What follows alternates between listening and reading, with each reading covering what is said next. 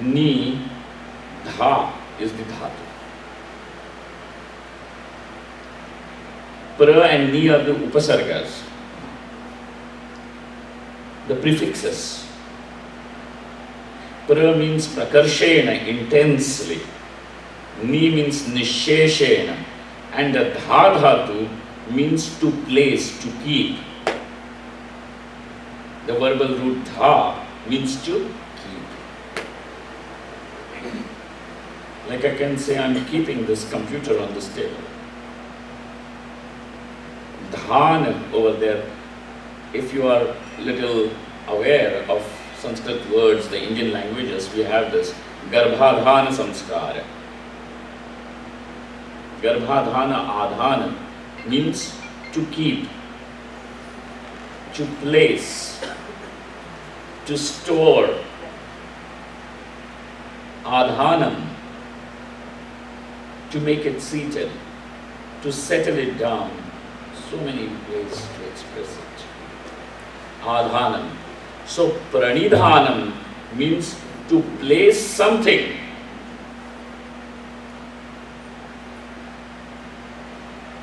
So first thing is to place. To place something intensely and absolutely is called as pranidhanam. So the question here is, what is it that you want to place? And the answer obviously is placing your mind in Ishvara. What a beautiful thing. Where are you placing your mind? You are placing the mind in Ishvara. Keeping it there. Keeping it safe, keeping it protected. That is the place where it has to be. Pranidhanam.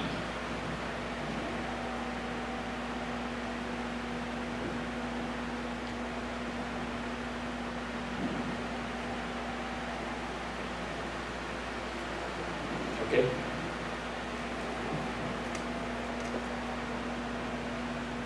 That is where the mind should be. There is a very beautiful poetry by Bhagavan Shankaracharya called as the Shivananda Lahari. And it is about the devotion. This particular composition is about devotion. There Bhagavan Shankaracharya says, he tells Shiva, he thinks that he is an old man with one daughter to be married. And he says, you know Shiva, I have one daughter. And as a father, I want to do Kanyada. I want to give my daughter in marriage. And you are the best groom available. I want to give my daughter. Because previously when Sati wanted to marry you, Daksha did not approve of it. When Parvati wanted to marry you, Himalaya was kind of little apprehensive. But I am a father who is willingly wanting to give his daughter to you. And he says, my buddhi is that daughter whom I want to give to you. Because we have seen that when Himalaya gave his daughter to you, you did not keep her separate away from you. She became half your body, Ardhangi. That's why Bhagavan Shiva is represented as Ardhanarishwara, where the half the body is Parvati and half is you. You don't even allow that much of separation. And what can a father want? The father would want his daughter to be most loved and most happy. And therefore I am saying, where am I going to find a better groom than you?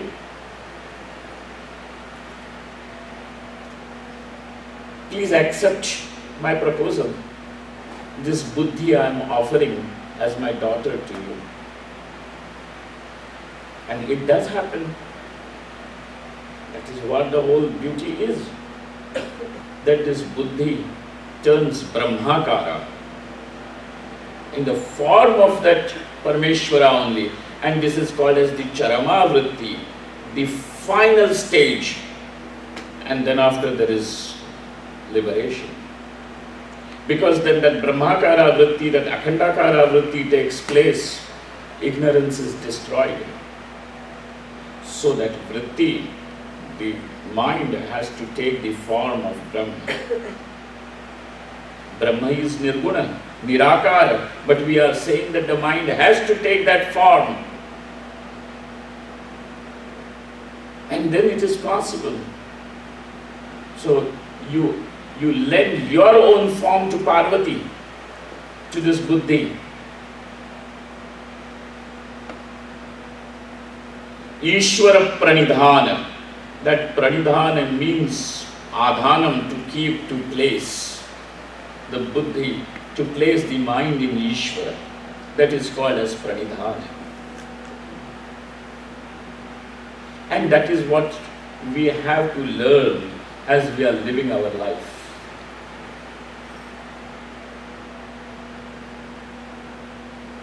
Somebody had called me up in Rishikesh a few months ago, and this lady whom I have known for last 30-40 years now, she told me that there was some family dispute, and there are family disputes all over the world. Well, that's not a new story. The whole Mahabharata is family dispute. Ramayana is a family dispute. Nothing new.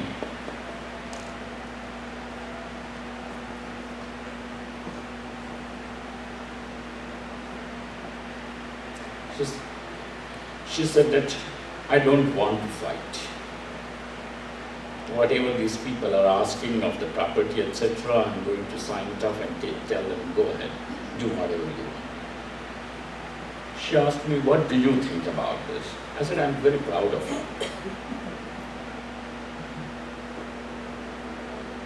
You know why?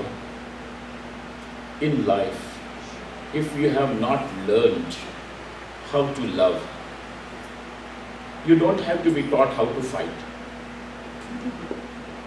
You don't have to be taught how to fight. You keep on fighting, you have to learn how to love. And if you have not learned that, then what did you learn? If you have learned how to fight better, then you are just in the primitive stage of human development. Because the primitive man had to fight all the time. Fight the weather, fight the animals, because that was a question of his survival.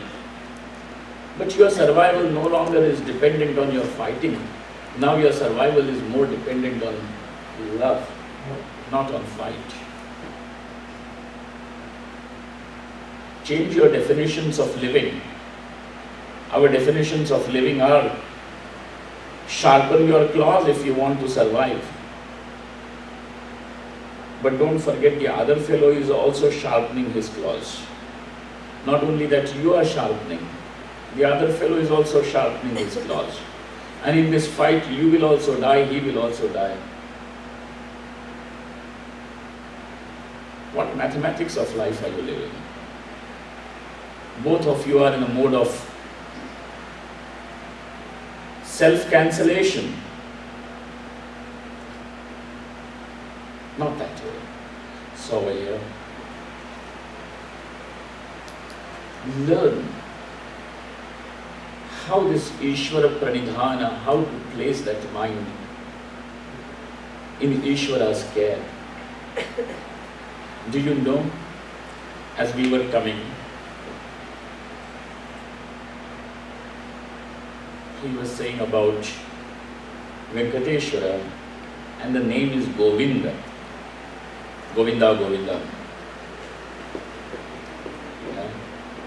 The word Govinda or Gopala, you know what is the meaning? you are going to say a cowherd. Gopala means cowherd. But that is not all. Go, the word go has got these meanings. Go means Veda. Go means Prithvi. And go also means Indriyas. Dashendriyas, Karmendriyas as well as the Jnanendriyas. You know, the 5 organs of action and the 5 organs of knowledge, perception. Are you people little aware of these kind of terminology? Don't look at me like this, as if I'm telling you some Dracula story.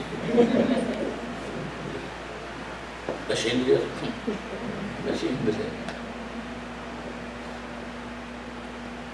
Okay? That is the, so Govinda, and Vinda means win. The dhatu means to protect. The one who takes care, the one who protects. It is only when your indriyas, your mind is placed at the Lord's feet, only then it is protected. Till then, there is no protector. Without the cowherd, the cows will get lost in the woods, in the forest. And then there are dangerous animals lurking over there in those woods, in that forest. And therefore Shri Krishna is required to keep the cows protected. He brings them back. And how does he bring them? With his flute, with his song, with his music.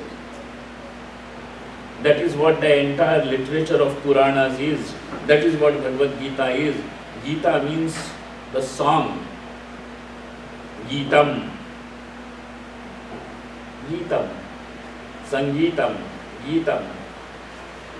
It is a song. And when the Lord sings the song, plays the flute, creates the music, the cows have to come back. He has to take them back home in the safety of the cowsheds, not leave them unprotected in the dark night where the tigers and lions and wolves are prowling. Govinda, Ishvara Pranidhana, that is where you place the mind. And when your mind is not placed at Ishvara's feet, you send your mind anywhere and you will find that it is constantly getting knocked down. You're sufficiently hurt, wounded, lacerated all over. And yet we don't want to go back to him when he is calling. So pranidhana means nisheshena and prakarshena, with intensity. And this intensity has got a great deal of importance in Yoga Sutra, because it is all your spiritual progress is dependent on your sincerity as well as your intensity. Bhagavan Patanjali in the earlier chapter said, Tivra samveganam asannaha. Somebody must have asked him the question, how long will it take if we start practicing? How much time will it take? Because we have people like that. How many days do you think we should practice? Quick, tell us. Quick results. Huh? Crash course.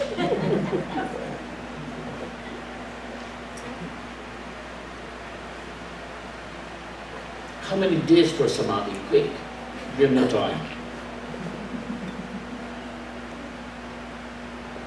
It seems there is an incident in life of Vivekananda.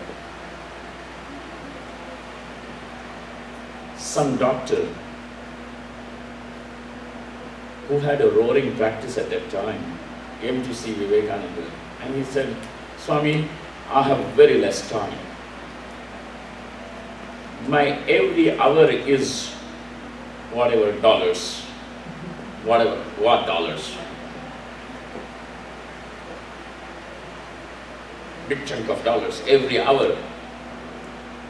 I have got only 1 hour, quickly tell me, what is Vedanta? 1 hour. And by giving you 1 hour, which means I'm losing these many dollars, don't forget. I'm paying that price only to listen to what is Vedanta, what you're talking.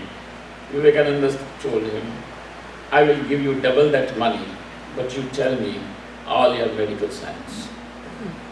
He said, 10 years, 12 years I have spent studying that. How can I tell you in 1 hour? And Vivekananda said, we don't know how many countless lives we have